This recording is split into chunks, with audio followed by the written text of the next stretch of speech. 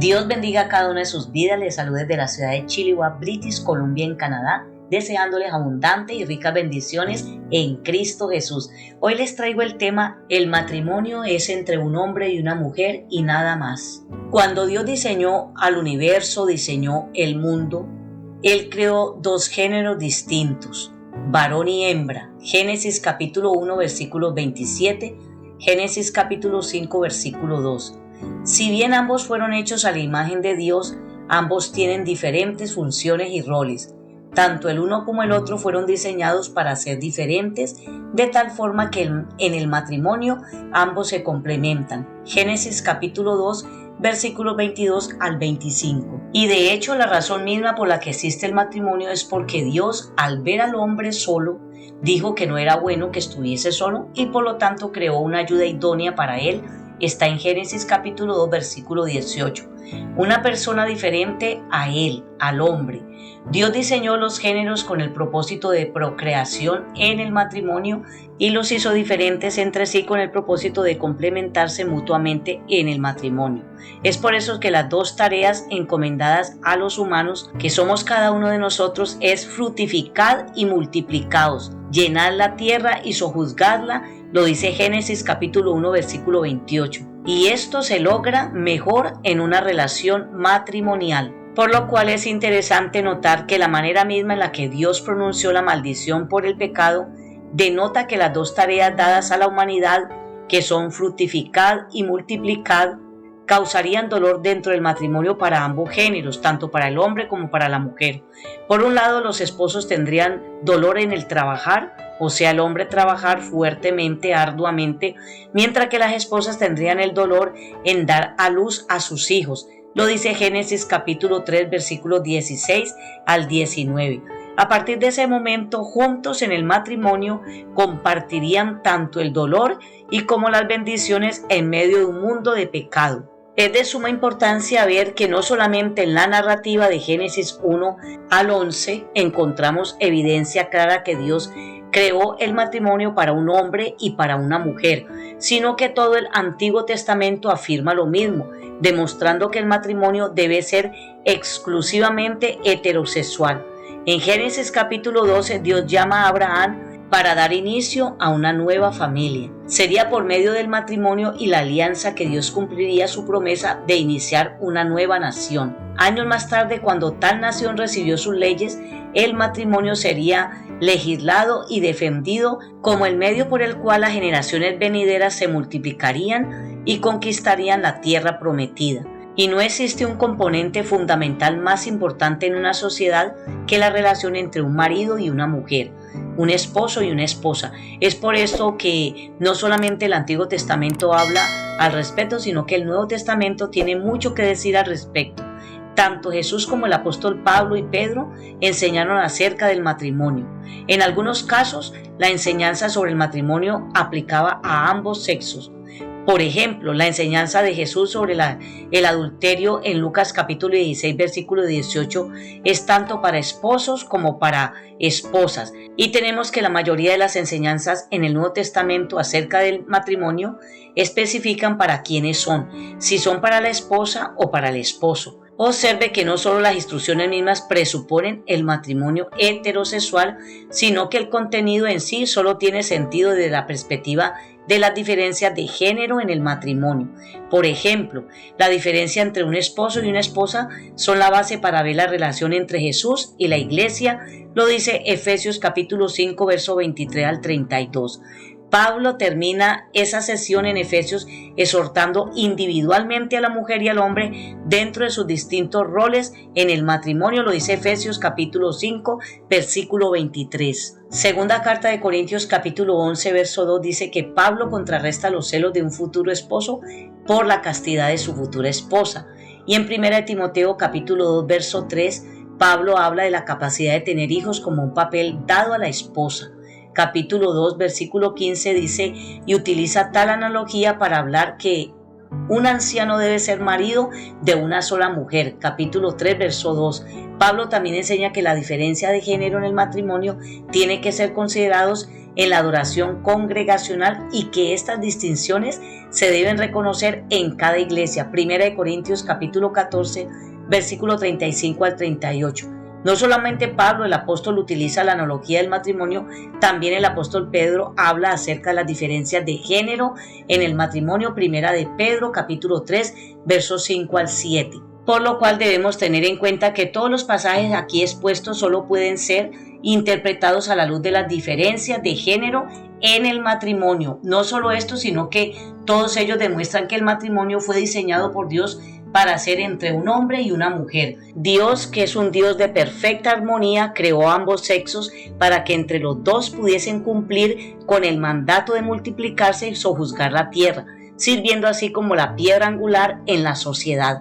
En particular, la imagen del matrimonio y las diferencias de género sirven para demostrar cómo Jesús ama a la iglesia. Esto está muy claro porque ciertas personas pueden tratar de manipular, de promover que parejas del mismo sexo deberían poder participar en un matrimonio, pero tal noción va en contra de la manera en la que Dios diseñó el matrimonio y esto es antibíblico. La enseñanza de la Biblia sobre el matrimonio solo puede entenderse cuando las dos personas son del sexo opuesto, un matrimonio entre un hombre y una mujer. Por eso el tema de hoy es: el matrimonio es entre un hombre y una mujer y nada más. Porque hoy estamos viendo un fenómeno totalmente, eso es diabólico, que personas se casan con un animal, con el gato, con el perro, con el burro, con el león.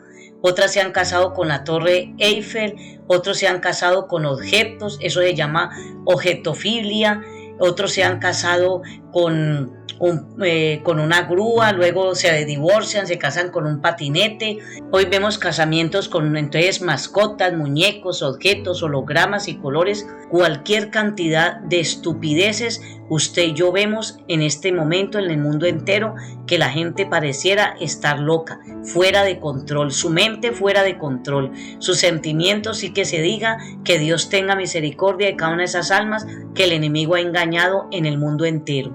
Y tenemos los famosos matrimonios que usted y yo conocemos que sobreabundan en este mundo entre dos hombres, entre dos mujeres. Lamentablemente esto es una plaga en la sociedad, en el mundo entero. No se puede hablar de ello, no se puede hablar en contra de ello, pero la palabra del Señor nos enseña que nosotros no podemos ser profetas mudos. Hay que hablar la verdad, hay que abrir los ojos a los ciegos, hay que decirle cuál fue el diseño original del matrimonio, el que el Señor instituyó entre un hombre y una mujer para que se multiplicaran en una sociedad. Allí en Génesis capítulo 1 verso 27, Dios procedió a crear al hombre a su imagen, a la imagen de Dios lo creó. Dice que macho y hembra los creó, varón y hembra los creó. Los cristianos consideramos la palabra de Dios como la autoridad a la cual debemos someternos, sin importar qué ideas personales, culturales o tradicionales hayamos adquirido. Mateo capítulo 15 verso 1 al 9, la Biblia nos explica con detalle todos los aspectos de la masculinidad y feminidad, sino también que deja lugar para la variedad como la que vemos en las diferentes culturas que existen, para que el hombre y la mujer desempeñen el papel que Dios se propuso al crearlos. El hombre debe ser masculino y la mujer femenina. ¿Por qué? Porque además de estar hechos para complementarse físicamente, también se les hizo para complementarse mutuamente mediante sus cualidades masculinas y femeninas. Pero hoy día la forma de ver a los sexos se ha torcido y distorsionado antibíblicamente, como Dios diseñó para que el hombre y la mujer se complementaran como un verdadero matrimonio. Y la Biblia, que es la palabra de Dios, no presenta ningún estilo de vida alternativo que Dios apruebe, ni entre hombre con hombre, ni entre mujer con mujer, ni entre objetos con personas o personas con objetos, etcétera, etcétera, etcétera. Hoy están de moda las preferencias sexuales, la ideología de género, pero esto no fue lo que Dios estableció desde el principio. Todo esto es antibíblico. La primera carta a los Corintios capítulo 6 versículo 9 dice: ¿no sabéis que los injustos no heredarán el reino de Dios? No erréis, ni los fornicarios, ni los idólatras, ni los adúlteros, ni los afeminados, ni los que se echan con varones. Ahí está la palabra de Dios clara que a este género de personas homosexuales, lesbianas, en fin, etcétera, les espera el infierno si no se arrepienten. Hay que arrepentirse de su mala conducta y volver a Dios y pedirle a Dios misericordia para que puedan alcanzar su salvación y entrar a la vida eterna. porque es muy triste y lamentable haber andado aquí en delitos y pecados y no haberse arrepentido y tenerse que ir al infierno por toda una eternidad.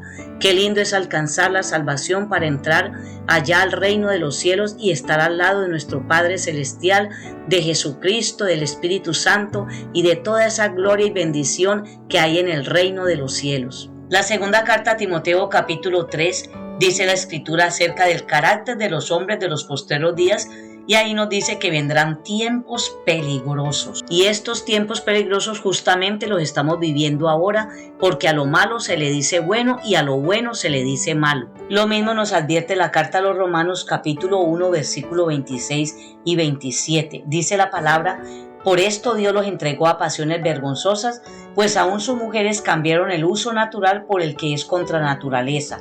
Y de igual modo también los hombres, dejando el uso natural de la mujer, se encendieron en su lascivia unos con otros, cometiendo hechos vergonzosos hombres con hombres y recibiendo en sí mismos la retribución debida a su extravío. Y en el versículo 28 sigue diciendo: y como ellos no aprobaron tener en cuenta a Dios, Dios los entregó a una mente reprobada para hacer cosas que no convienen. Poderoso el nombre del Señor. Así que como iglesia y como pueblo de Dios estamos advertidos. Sabemos que una de las armas más poderosas con las que cuentan los promotores de toda esta ideología de género es la manipulación del lenguaje. En estas últimas décadas han estado empeñados cada uno de ellos en su estrategia de cambiar el lenguaje para cambiar la sociedad, porque según consideran, el lenguaje actual es un instrumento sexista que denigra a la mujer. Entonces, según ellos, se esfuerzan por deconstruir el lenguaje, que tiene el propósito de deconstruir la personalidad humana. El lenguaje está siendo manipulado por promover una ideología y acallar a todos los que se oponen.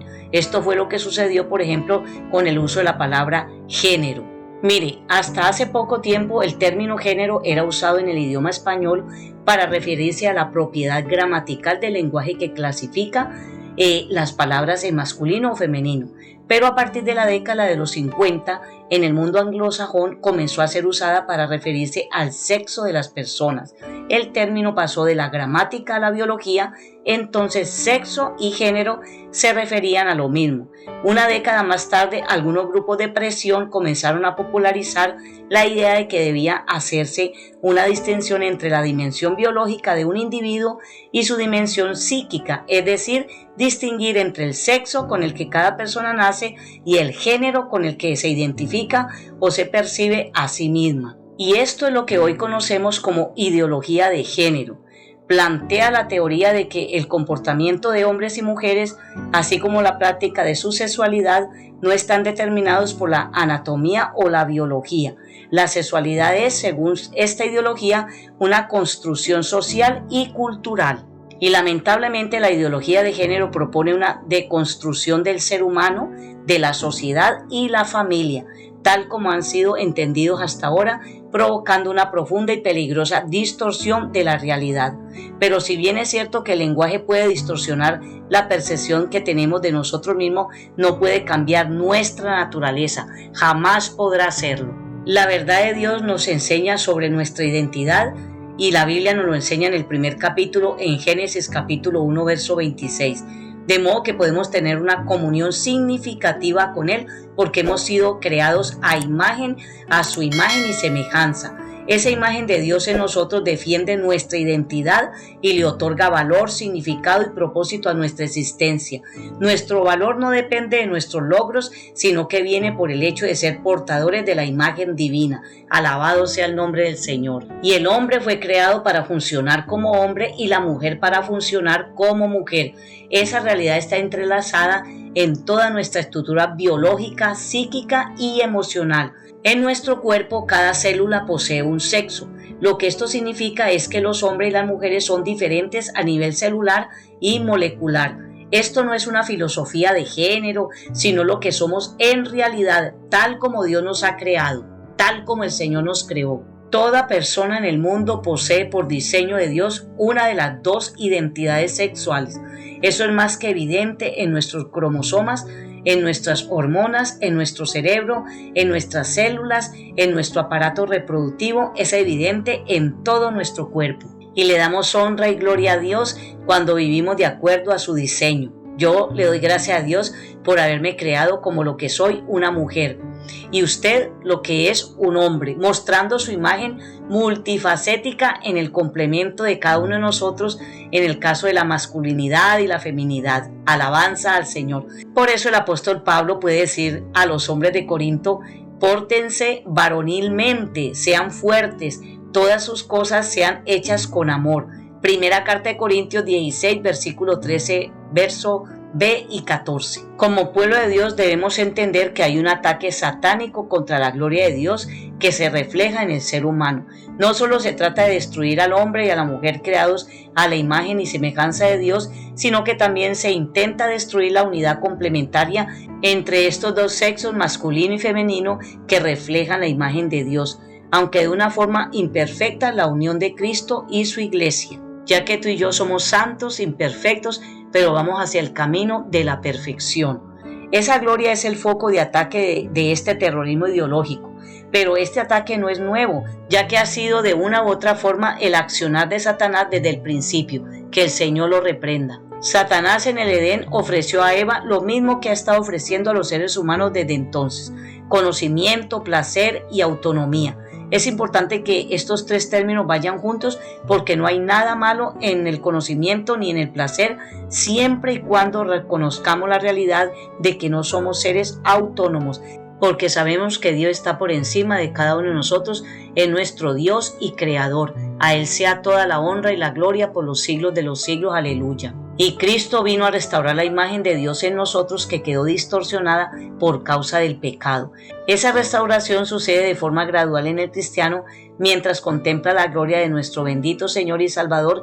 En el Evangelio lo dice 2 de Corintios capítulo 3 versículo 18. Porque el Evangelio es poder de Dios para salvación a todo aquel que cree. Alabanza al Señor. La gracia de Dios en nuestras vidas nos salva y nos santifica. La buena noticia del Evangelio es que hay perdón y transformación en Cristo para todo aquel que cree en Él y se arrepiente. Segunda carta de Corintios capítulo 5 verso 17, porque hay un nuevo nacimiento, una nueva criatura en Cristo Jesús. Y en Romanos capítulo 12 versículo 1 y 2, esta es la buena noticia. Incluye la esperanza de que algún día toda la creación será plenamente restaurada a una condición incluso superior a la que poseía antes de la caída. Así que, amados, debemos orar y mirar con compasión a los que están experimentando la disforia de género, o que incluso han dado un paso más allá y comenzaron un proceso de transformación a través de cirugías y hormonas para aparentar ser lo que no son. No pueden ser motivo de burla, sino de compasión, pues son seres humanos creados por Dios, y por lo tanto debemos tratarlos con dignidad, a la vez que simpatizamos con su dolor y con sus conflictos internos. Así como nosotros también somos pecadores salvados por la gracia, nuestro deber es hablarle la verdad en amor, para ayudarles a ver el engaño de sus corazones y mostrarles la esperanza que solo se encuentra en el Evangelio de nuestro Señor Jesucristo. Sabemos que en este tema hay muchas prohibiciones, hasta por estos mismos medios de comunicación, a veces en nuestros países donde estamos viviendo, pero en el amor de Cristo, al compartir el Evangelio, nosotros también tenemos misericordia, porque nosotros un día fuimos salvos por esa gracia, pero merecíamos de verdad estar en el infierno, pero en la misericordia de Dios, Dios nos rescató. Lo que hace la gran diferencia entre nosotros y los incrédulos es que fuimos rescatados de nuestra vana manera de vivir por gracia y por fe, por la misma misericordia del Señor. Por lo cual, por mayor razón, debemos abrazar con gozo y determinación nuestra identidad sexual como hombres y mujeres creados a imagen y semejanza de Dios y redimidos por gracia para la restauración de esa imagen que quedó distorsionada por causa del pecado. En la iglesia y en la sociedad se necesitan hombres que glorifiquen a Dios, mujeres que glorifiquen a Dios comportándose como hombres y como mujeres que, en vez de abusar o claudicar de su autoridad, decidan amar a sus esposas o esposos como Cristo amó a la iglesia. Efesios capítulo 5 verso 25. Hombres que protegen, santifican y cuidan de los suyos como líderes que asumen a su vez una posición de siervos. Versículos 26 al 29. Así que la creación del hombre y de la mujer es el diseño perfecto de Dios, Por lo tanto, debemos deleitarnos con este privilegio que tiene usted y yo como hombre o como mujer de ser diseñado por nuestro perfecto Creador. A Él damos honor y gloria, honra y alabanza. Sigamos orando por cada uno de nosotros, por la humanidad y ante todo por el matrimonio que Dios estableció entre un hombre y una mujer, por ese matrimonio que tiene la bendición del Todopoderoso sobre sus vidas, sobre su familia. Que Dios bendiga los matrimonios, que Dios bendiga cada una de sus vidas y que Dios cada día le abra el entendimiento para entender, para comprender el valor tan grande que tiene la unión entre un hombre y una mujer.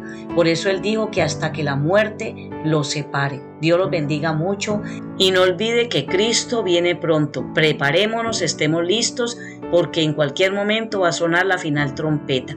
Dios los bendiga con abundancia. Amén. Y usted que no ha recibido a Cristo en su corazón, a continuación le invito para que acepte a Jesucristo como su Señor y Salvador, el dueño de su alma.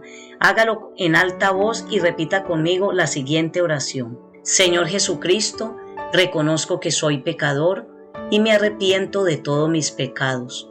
Lávame con tu sangre preciosa y limpia todo mi ser. Hoy abro mi corazón para recibirte como el Señor y Salvador de mi alma. Inscribe mi nombre en el libro de la vida. Te doy gracias, Señor, porque aseguro mi alma contigo. Amén, amén.